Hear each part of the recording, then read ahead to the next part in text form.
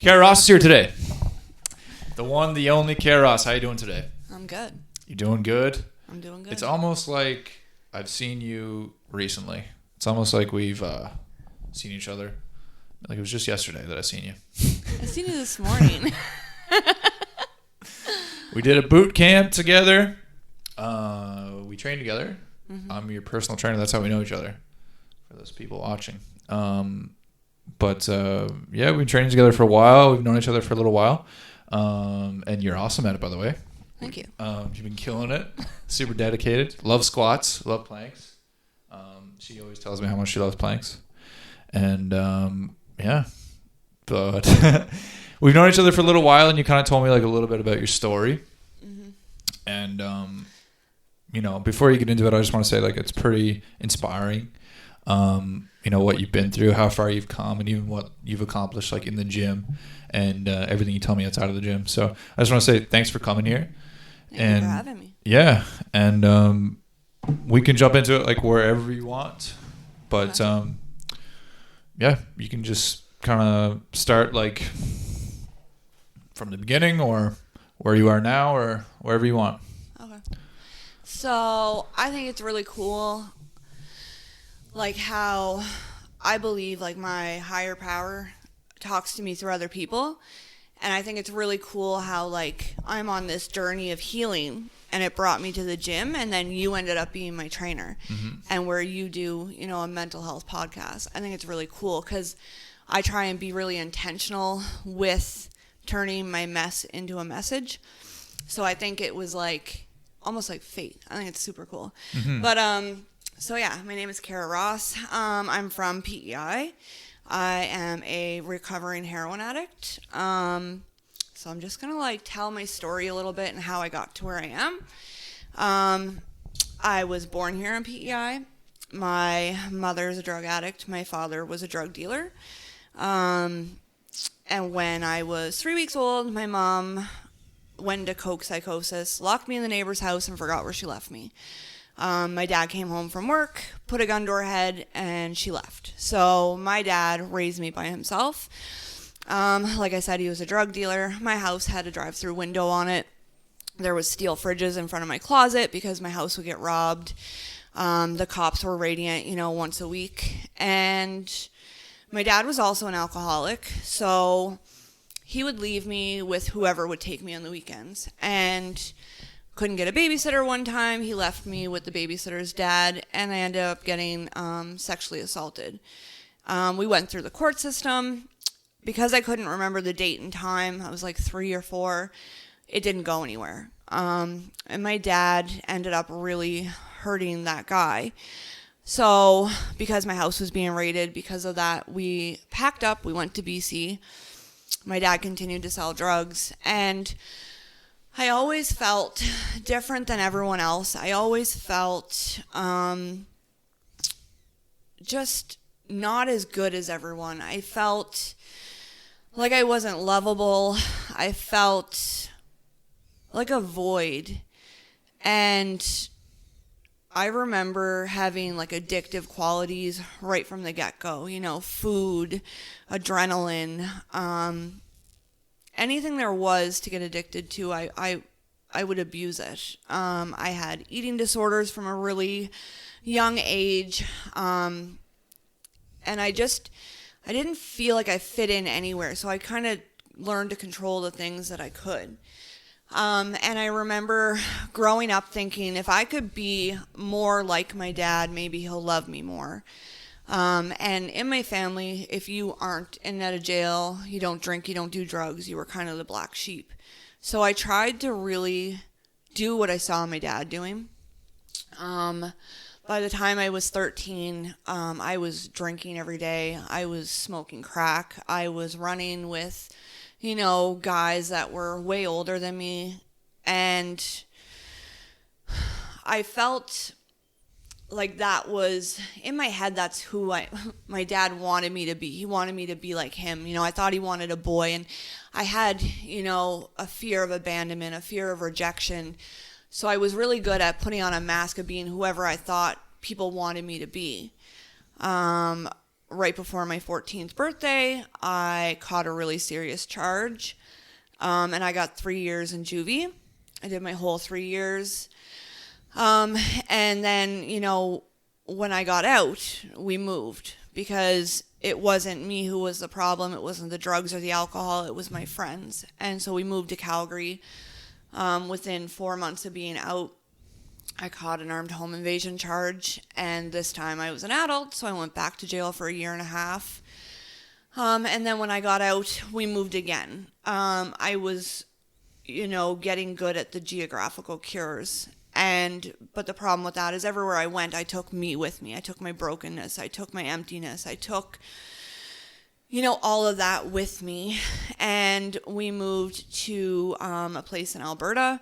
And I thought, maybe the drugs are kind of giving me a problem. So I'm just going to drink. I'm just going to, just party. And that's what people my age do. I was 18 at this time. And I met this guy at a bar. And he gave me his phone number. And when he called me, he had a really bad stutter. And I didn't really want to talk to him anymore. And my dad had a girlfriend. I couldn't stand her. And she told me that made me really shallow. So I went on a date with this guy to prove her wrong. And I was, as soon as I put a substance into my body, I don't have an off switch. I was a blackout, just a hot mess. And, I got blackout drunk and we got separate hotel rooms and I came home to visit my grandmother here in PEI and found out I was pregnant. And I didn't really understand how that happened. So I called him and I said, hey, did I miss something here? And he said that he came to check on me in my hotel room. I was making noises like I wanted it. So he had sex with me while I was passed out drunk. So I was 18, pregnant with my daughter. I had all these voices in my head telling me that, I didn't have a mother. I didn't know how to be one. I had no education. I had a criminal record as long as my leg. And so we left Alberta. We moved back home to PEI and I had my daughter. And I swore that I would not be my mother, that, I was going to do the best job I could do raising my daughter, that I was going to love her. She was going to know she was loved. I was going to get my shit together. And I maybe made it a year without drinking or using. And then I started going out on the weekends with my friends. And I started, like I said, once I put a drink into my body, I don't have that off switch. So I'm blackout, messy, falling down, pissing myself, drunk. So then I started doing drugs to not black out. I met a guy, he moved in with me. And before I knew it, I was pregnant again. And those voices in my head telling me, you can't do this. You have nothing to offer these kids. You have no education. You have a criminal record. What are you going to do? And when I was 4.5 months pregnant, he came home, beat the crap out of me, and dipped out of my life. My cousin had just had a boob job, and she said, take these pills. It'll numb you out. You'll be able to go have an abortion, and everything's going to be okay. And because I have such a fear of rejection and abandonment, it was like I had become the self-fulfilling prophecy because I was such a hot mess, because my life was so chaotic and unmanageable. I was pushing people away and I just wanted the hurting to stop. So I started using. I couldn't go through with the abortion. And so then, I was a junkie. I was pregnant. I had my daughter. My life was super unmanageable. And I didn't know how to stop, and I didn't know how to ask for help because my daughter was my world, and, I swore I would never be like my mother, and I didn't want them to take her from me. So I thought, I can get this under control and I can quit before, I go into labor with this baby, and I'm gonna, tomorrow. My daughter went to go stay with her father because I was getting close to being due. And I had started shoplifting to support my habit. And, I kept catching charges and they kept letting me out because I was pregnant. And eventually they didn't let me out. So I was in Sleepy Hollow and I was 2 months before I was due, and I ended up going into labor and they didn't believe me. So they didn't want to take me to the hospital. By the time it was too late, they had taken me to the hospital, and I had my son 2 months early. And he was born full-blown addicted. And I remember the nurses looking at me like I was the biggest piece of shit they'd ever met. And it wasn't real to me up to that point. I thought I had it under control. I thought, I could make my way out of that. And when I saw my son in that incubator, small and premature and in withdrawal, I wanted to die. Like, I wanted to die. I didn't know how I'd gotten to this place, and I didn't know how to get out of it. And they released me from the hospital, and I remember putting as much drugs into my body as I possibly could because I was too coward to kill myself, but I couldn't live with myself anymore. I ended up getting a really bad infection in my heart. I had a 4-liter abscess that went over my collarbone and sat on top of my heart, and I had to have surgery. I was hospitalized, and they were fighting to save my life, and I was fighting to die. I tried to rob the hospital store. They had to have a jail guard sit outside of my door, and I was stealing, meds off the med cart. And I don't know how I got better. They flew my daughter in to see me. They told her that I was going to die, like she had to say goodbye to me. And somehow I got better. I continued in this cycle of using and jail and using and jail. And my daughter stayed with her father. My son was apprehended at the hospital by child protection. And I just kept spiraling. And I ended up, when my son was 2.5, I made the decision to put him up for adoption because I didn't know how to get better, and I didn't want him in and out of foster care, and I didn't want him to have the life that I had. So I made that decision to put him up for adoption, and I continue using. I convinced myself that my kids didn't need me, that they were better off without me. I had convinced myself that I was broken beyond repair, that I had no hope, that I was going to live and die a junkie. And I became okay with that. I went to the Sleepy Hollow, and they had an addiction counselor, and he said to me, if you could have anything in the whole entire world, what would you want? And I said, I want to go to a rehab like what you see on Dr. Phil. I want to be close to my daughter, and I want to get better. So they actually found me a rehab out in Calgary. The jail paid for my ID, they paid for my plane ticket, and I got sent to rehab. And I did 8.5 months in this trauma-based rehab out there. It was amazing. I did a lot of healing. I did a lot of work around, the guilt and shame of giving up my kids, the resentments towards my mom for leaving, and I things started to look up. I had a little bit of hope. I was living in the same town as my daughter. I was going to her skating. I was going to her, soccer, and I was involved again, and I got a job. And I was living with my cousin who was still using. And it wasn't long after that then I relapsed. Mm-hmm. I wasn't really doing any work other than just not putting drugs into my body. Mm-hmm. And before I knew it, I was in Red Deer, Alberta. I was prostituting. I was homeless, and my life had spiraled again, and I didn't know how I had gotten there. So I ended up going from Red Deer to BC, and I found myself downtown East Hastings, Vancouver, Surrey, BC, homeless, walking the hooker track, praying to die. At this point, had completely given up hope that life had anything else for me. I couldn't go an hour without using. I was so broken, defeated, empty, I had lost all hope. And so that was my life for a while. And I met this guy, we were in love, and I wanted to save him from me. And, we would always talk about going to treatment, and he was constantly overdosing and dying in front of me and then be brought back by Narcan. And I wanted him to get better. And so I was willing to try and get better with him. And then in January 2017, we had gotten into a fight. I went to work. I came back and I couldn't find him. And I looked for him for 7 months. The police wouldn't help me look for him. Nobody would help me look for him. And I came to find out that he had relapsed in the shack that we were using in.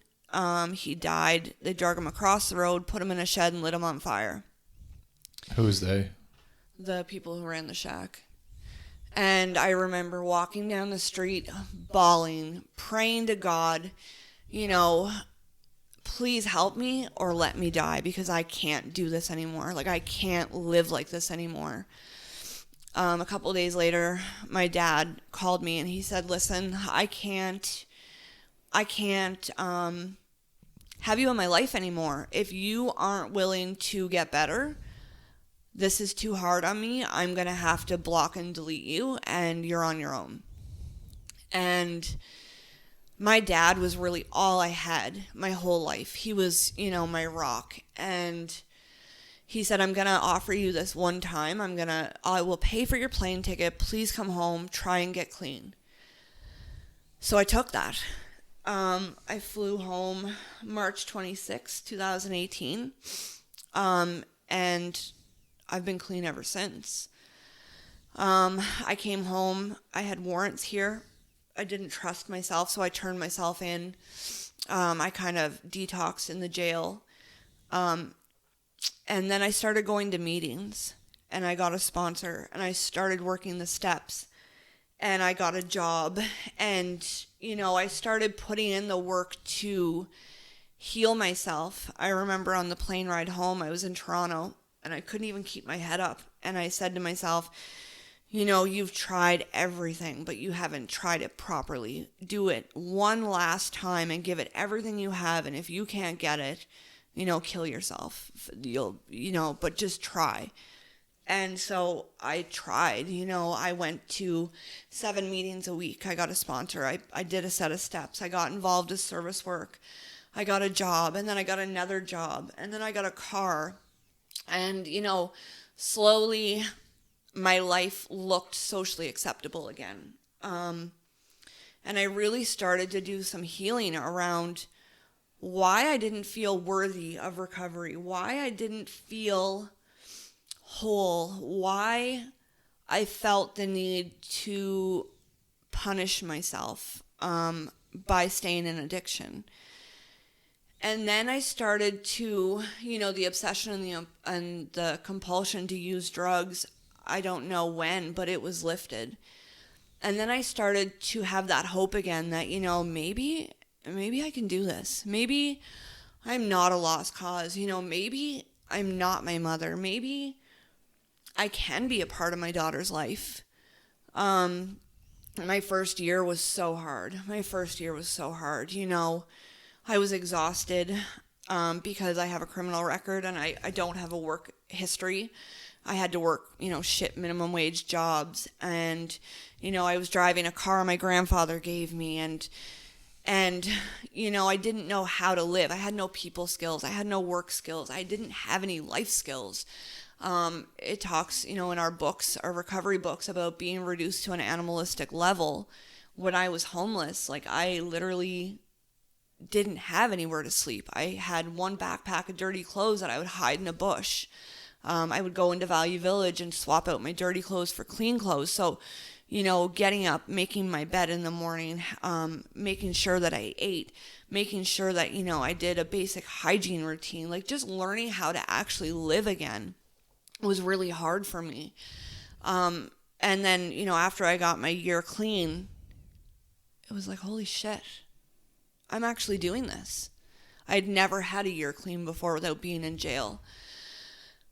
So I started getting more involved. I started going into the detox and sharing my story. And I started using my mess and turning it into a message. Because when I was, at my absolute worst, I had seen girls that were working the track with me go and get clean. And I remember thinking, if they can do that, maybe I can do that. And I wanted to be able to show people, like, if I can do this, literally anybody can do this. So I started speaking at the detox, and I started getting sponsees, and I started, really being public with my struggles, with my addiction, with my recovery, and recovering out loud. I got asked to speak at a banquet for the programming and at the women's and at Sleepy Hollow. And those were the people who had paid my plane ticket and for my ID for me to go to rehab. And the head of the jail had asked me to come in and share. And, all those feelings that I have as an addict of not being worthy, not being as good as, not mattering, started to disappear. And my confidence started to grow. And I started to realize I'm not what those voices in my head are telling me that I am. I am worthy of recovery. I'm savable. I'm not broken beyond repair. So now I have a little over 2 years clean. March 27th is my clean date. I had 2 years clean. So this year really has been on, healing myself, healing my relationship with my daughter, with my dad, with my family, and building new. And I find, I was thinking about it this morning, the progress that I've made in those 2 years blows my mind. And I am so excited to see what the next even year has for me. Mm-hmm. I really, am so grateful every single day for my clean time, but I wish there was more recovery services here on the island. Mm-hmm. I know that there's a lot of services for youth, which is great, which is fantastic. But, I wish that there was more services for adults, because I know so many people that are struggling here that, can't get into Lacey House or Talbot House or are past the youth age to go to Lennon House or Strength. I think I had a little bit of an easier time because I had left for so long that not everything here triggered me. So I know the other times I tried to get clean here, anywhere that I drove, okay, I used there, or hey, I know that person's selling, or I really wish that there was more addiction services here, but I am really grateful for, the 12-step programs that are here. I still go. I go 3 times a week. I still do step work, and I still do service work, and, starting now to take care of my body. I started a course last night on how to become the hero of your own life and how to heal trauma, and I'm just so grateful to be in the place that I'm at. And so it's important for me to share my story, because I think it'll give hope. Right? I remember being really stuck and broken, and when people that have been somewhere that you've been and you see them coming out, it gives you that little bit of hope that you need just to try that one more time. Mm-hmm. If I hadn't have, tried just this one more time, I don't even think I'd be alive. Right? So It's important for me to share my story. I think so too. I think that's amazing to see how far you've come, in 2 years. That blows my mind. When you told me that, I mean, we just started in I think we started in October, mm-hmm. Training together, and even to see where you've come since then, because you were still working the job you didn't like. And for those that don't know, you work at a company now, Thrive. You sell supplements, and you do very well, and you're very, very busy, and it's just amazing to see, for me to see how far you've come since even we started. And I think you're very much right that, if this can bring hope to anybody, just sharing your story, then it's great that you can share. And I think probably that you, kind of how you mentioned, you get a lot out of sharing as well. Mm-hmm. And you find power in that. So could you talk a little bit about what is the 12 steps like for anyone that doesn't understand or know what it's like? Yeah. So, the 12 steps for both programs is the same. So, going through the steps, step one is just admitting that you're powerless over your addiction, that your life is unmanageable. And even in recovery, when you put down the drugs is really just a symptom, right? The actual using is just a symptom. So my addiction now in sobriety can manifest in other ways: shopping, internet addiction, like so many things. So looking at, how is my life unmanageable, and really writing down how unmanageable and powerless I am. Because there are times that, I think, well, it's summer, I'd really like to go have a drink with my friends. But I know I can't do that because I can look at exactly what happens when I do pick up. And then it's about finding a connection to a power greater than you. And people think, it's a religious thing. It's not at all. It's spiritual, right? Your higher power can be the group. It can be Mother Nature. It can be the universe. It can be whatever is greater than you and more powerful than you. There's a guy out in Vancouver, he always said that addiction is a spiritual void that you try and fill with anything outside of yourself. So really just finding something to believe in that has your back. Yeah. And then that's cool. I like that.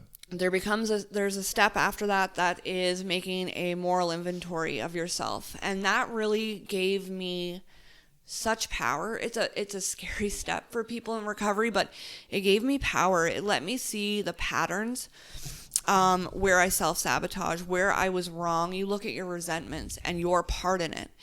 And I really, I hated my mom growing up for leaving. I hated her for not coming back for me. I hated her for, not loving me enough to quit using to come back for me. And it let me see where I had done the same thing and how powerful addiction was, and maybe my part in why we didn't have a relationship. And it allowed me to forgive her, and it allowed me to give myself forgiveness for doing the same thing. And then, sharing that with another person, I really need to be able to identify and know that I belong and know that I am not a monster. So, our step 5 is you share that with your sponsor. And for me, that was really powerful because my brain tells me that I'm a piece of shit, that I am horrible, that I'm not worthy, I don't deserve this. And when did that start? Do you remember when that started for you, when you started feeling that way? I've always felt like that. Always felt like that? Always. As long as you can remember? Yeah. And so for my sponsor to be able to say, yeah, me too. Yeah, that happened to me too. It made me realize like it wasn't just me, and that, I could talk to her how she worked through that, and it showed me how to work through that. Yeah. And then... Do you mind just pulling this up a little bit? Yeah. Here? And then there's another step about making amends. So, I looked at the relationship with my daughter, with my father, with myself.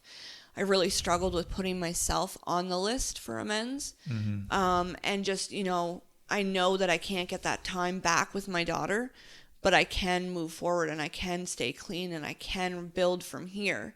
And, my son that I put up for adoption, I can at least say now, I use this time to make something of myself. Mm-hmm. And then, step 12 is carrying the message to the addict who still suffers. So by me showing up at meetings, by me sponsoring people, by me staying clean, is showing that it's possible. I just really feel like it made me more whole. It gave me awareness, and it allowed me to build a relationship with another woman. I really had trust issues.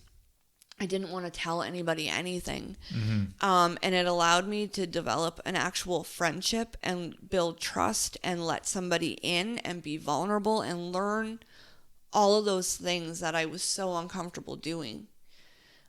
For as long as I can remember, I wanted to be anybody but who I was. I couldn't stand me. I had such a hate for myself. Mm-hmm.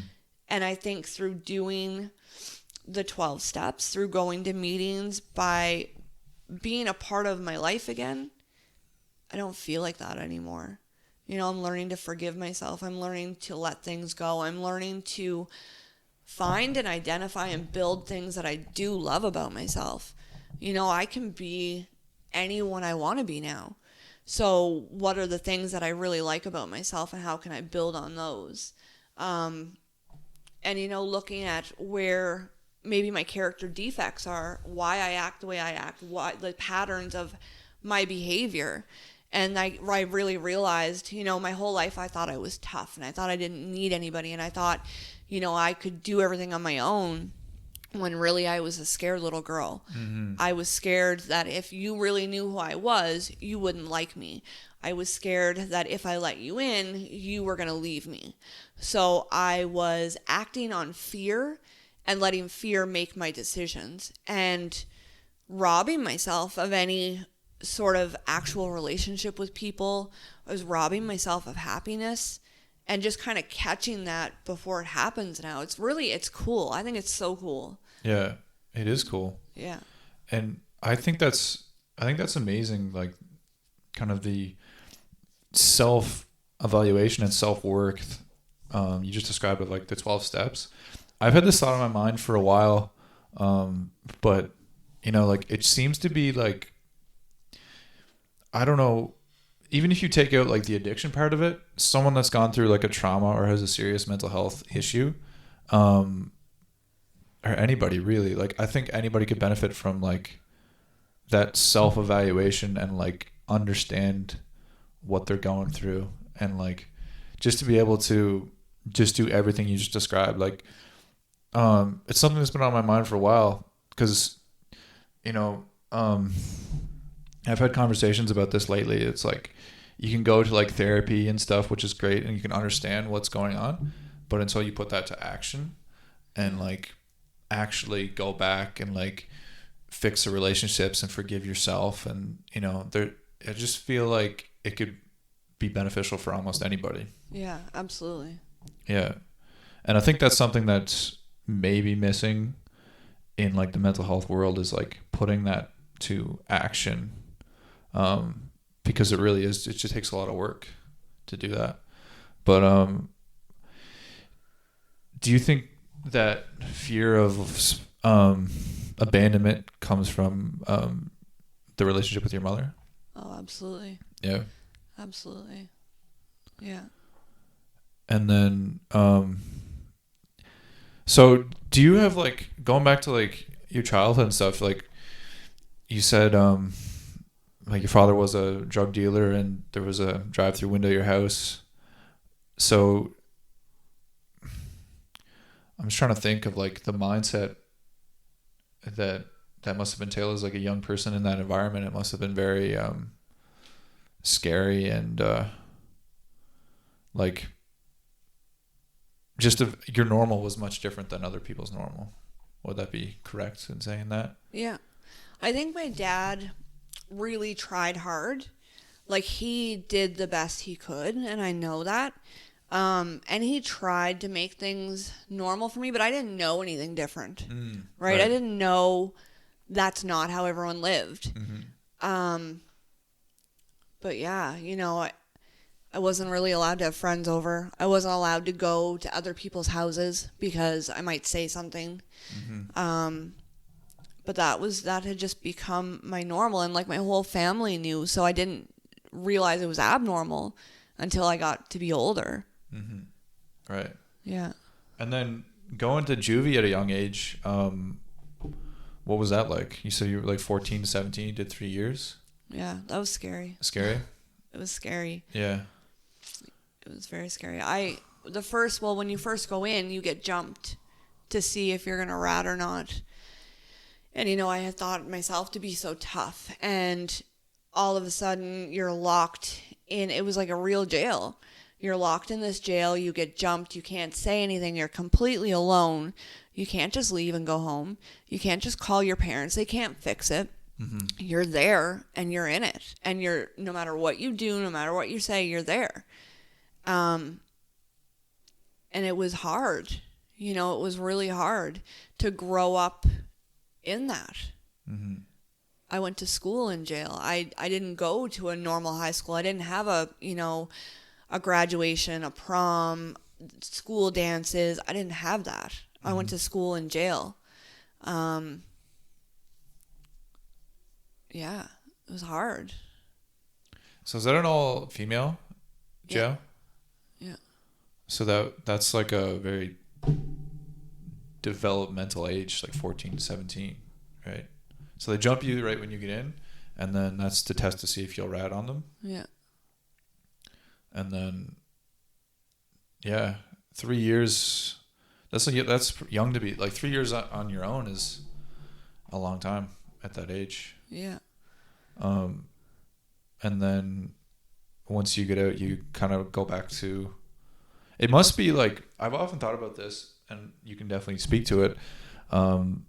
Like, what's it like getting out of jail? Like when you get that feeling that you're finally out. You get excited.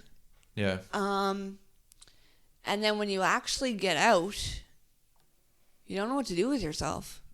Because you've been told what to do at what time for so long. Mm-hmm. And I think I would self-sabotage immediately, because in jail I was safe from myself.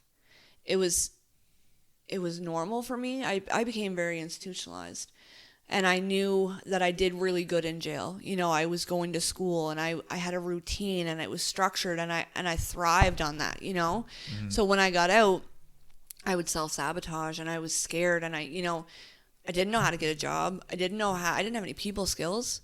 I didn't have any life skills.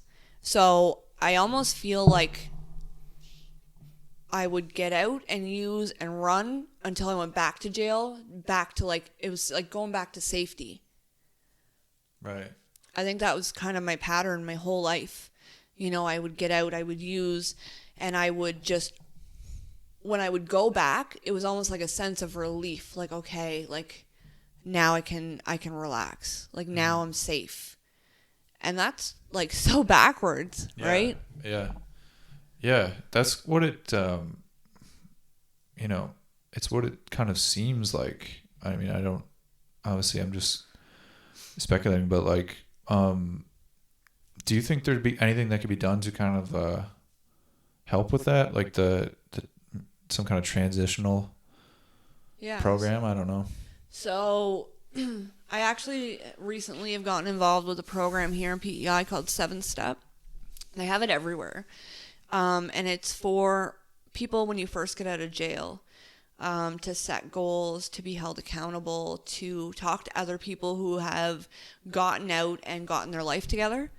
So I wish I would have known about that when I was a teenager, when I was, the last time I had gone to jail. But I think it's really, really cool.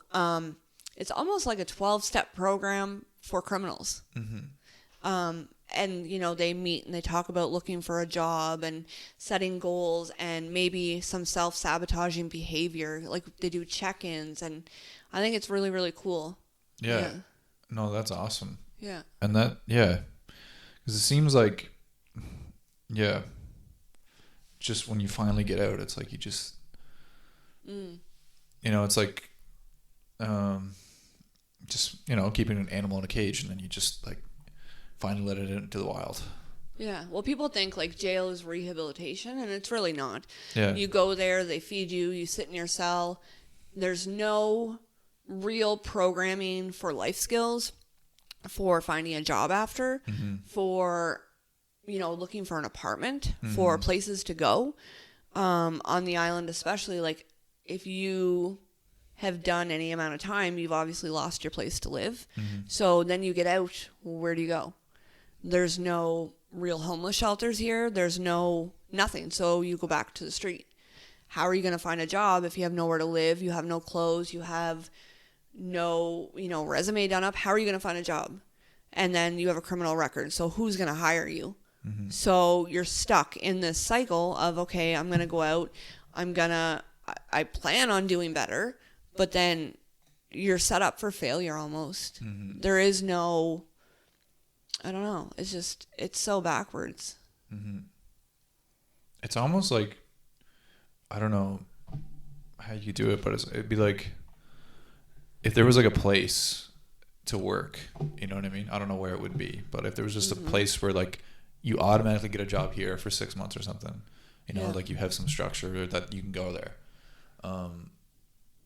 You know, I don't know, but just to have something like some kind of structure, some kind of job, I think that would be, I think that'd be good.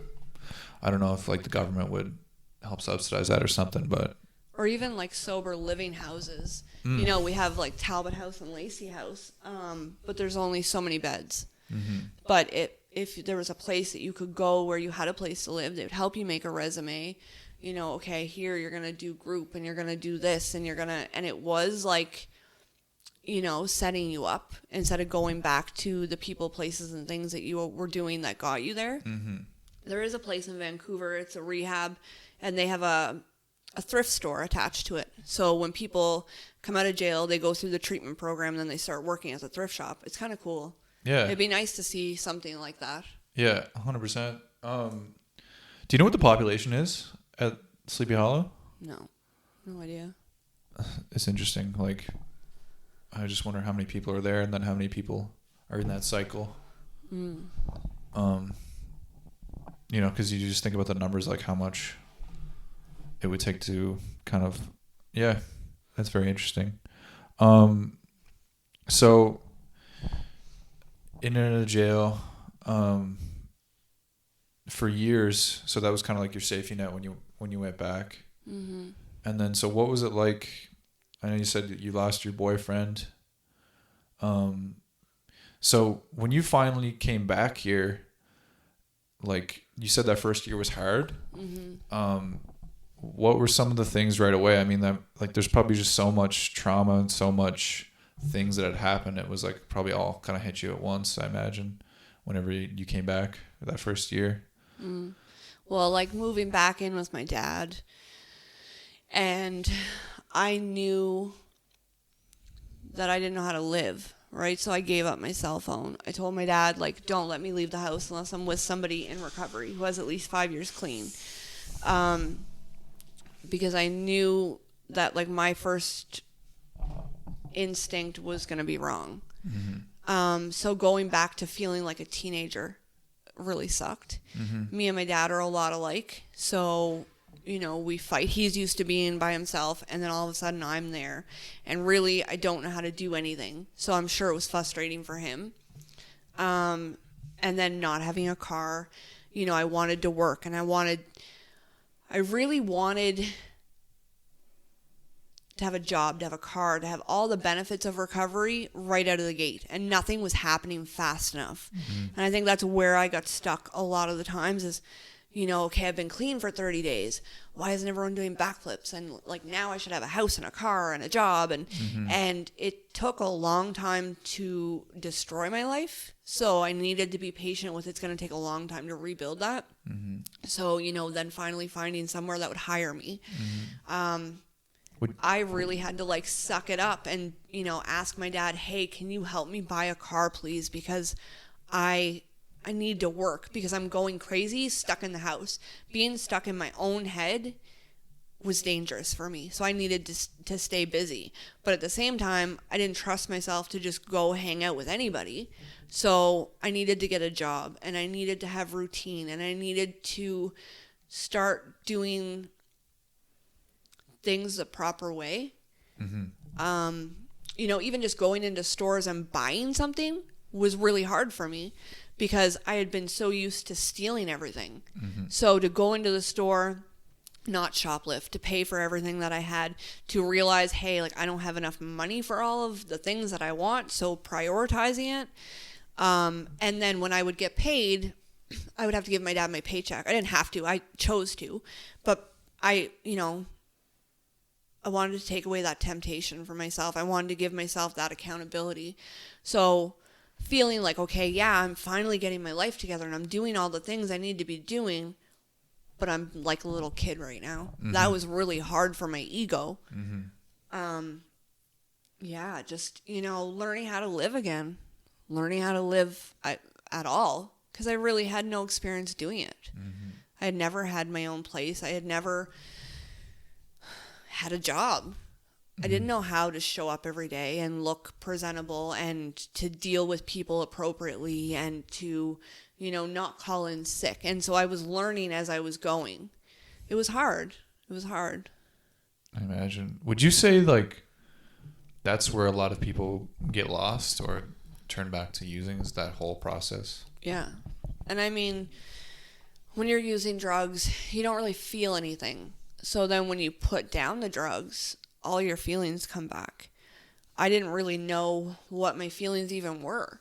I knew happy, sad, angry. Mm-hmm. That was it. I couldn't identify fear. I couldn't identify, the untrue things that I was telling myself compared to the true things. And all of a sudden just feeling everything mm-hmm. and working through that. Mm-hmm. That's also hard, right? Yeah. So then that first whole year you say was probably the hardest. Yeah. And then I'm just thinking about like, it's so funny. And for anybody that knows you now, like for you to say like you had a hard time showing up to work every day and like, cause like, again, like right now, like if anybody has you on social media, you're like 24/7. Yeah. Working hard, getting things done, which is awesome. But so it's amazing how far you came again. But so that first year was the hardest, and then things kind of like started to get a little bit better after that first year. Yeah. So there was a lot of working through all those emotions when they finally started to come through. Yeah. And then the meetings really helped with that. Yeah. I think my whole life I was looking to belong somewhere. I wanted to feel like I fit in. But because I had always wore a mask and I was whatever I thought you wanted me to be, I didn't really fit in anywhere.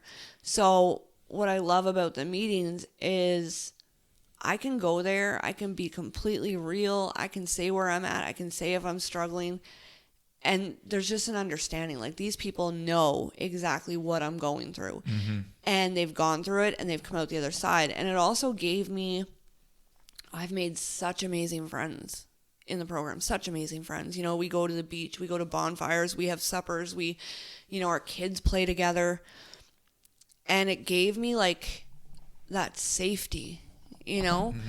And I really looked for the people who had what I wanted. And I don't mean material things. I mean freedom, confidence, liking themselves. I looked for the people who had gotten their kids back and how they interacted with them. And I started mimicking that because I didn't know how to do any of that stuff. Mm-hmm. They really taught me, how to get a job, how to keep a job. I learned through the meetings how to quit a job. But yeah, I gave 2 weeks notice, and I was just really, I learned all of that from going to meetings and the people in the meetings. Mm-hmm. And I feel like I belong. I know that I belong, and I know that no matter what, like, I don't need to go through anything alone. Mm-hmm. It's pretty cool. No, that's awesome. The sense of community, the sense of connection, like real connection with people. Yeah. You said like having the safety net. I think like the more and more I talk to people and the more I learn about mental health and the more, one of the guests on here, one of my coaches like / mentor, Joe Puya, he talked about the importance of connections, mm-hmm. and how the more real, genuine connections you have with people, the happier you are.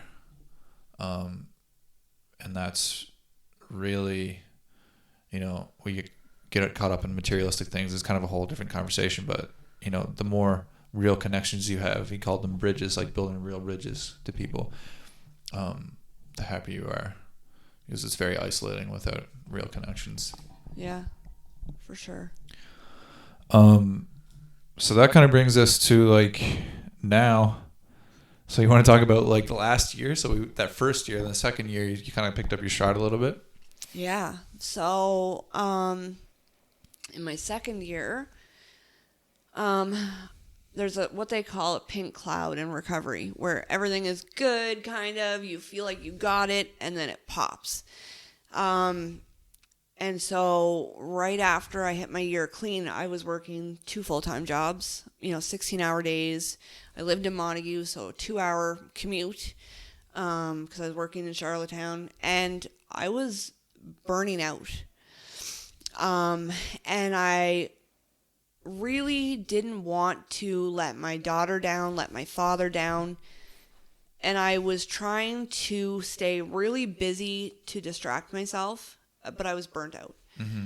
And I remember driving across the bridge one morning. I dropped my cigarette. I spilled my coffee. And I remember thinking, like, I could drive into oncoming traffic right now, and at least if I died that way, I didn't relapse. I didn't break the promise I made to my daughter.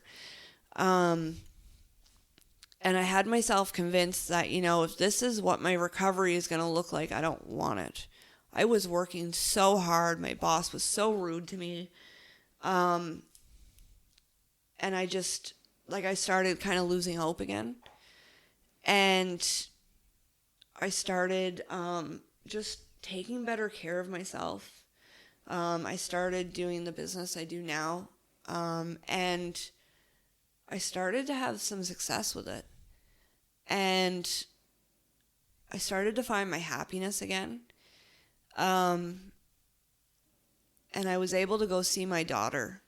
And, you know, I don't know how many times I had told her, you know, I got it together and I'm clean. And she started really not believing me because she had heard it so many times. So it was right after I got my year clean, I flew out to Alberta and I got to stay in a fancy hotel with her and I took her shopping and I was okay. And she was able to see that and the guards started dropping and you know, I knew I could do this. I knew I could do this again. And I started having more and more success and I quit the job I hated. And then I just started to really believe in myself that I deserve to be happy, that I deserve success, that I deserve to allow myself the forgiveness and to know like I was just being human. You know, I recently, I got a passport. I went to Mexico. I never thought I'd leave Canada. I quit my second job that I had. I got engaged. We bought a house. I got a new vehicle. All of the things that I told myself I would never have or do or deserve. You know, I'm actually a part of my daughter's life. I get invited to family functions. I now teach people how to get out of their own way and build their own business. I never thought that would be me, right? To go from a homeless, heroin-addicted hooker to running a successful business and showing people how to get out off the hamster wheel. I never thought that was possible for me. But it's still hard. I still have, you know, moments of imposter syndrome. Mm-hmm. That's, I think, what I really struggle with is, you know, who do you think you are? You aren't. This isn't you. And sometimes still feeling like I don't deserve to be where I am. Right. Yeah. Well, yeah, I think that's amazing to see how far you've come. And yeah, it seems like a common thing, the imposter syndrome. But